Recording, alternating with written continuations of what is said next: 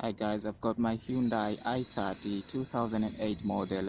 So this is the problem I'm facing. You can hear cracking noise when turning.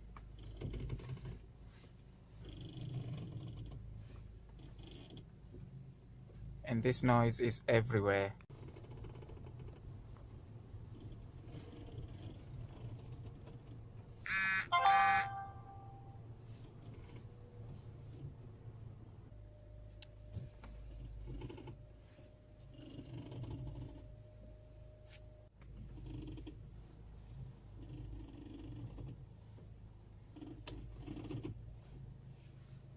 So hopefully you guys there will be able to advise me, because it seems that this problem has been fixed with the previous owner.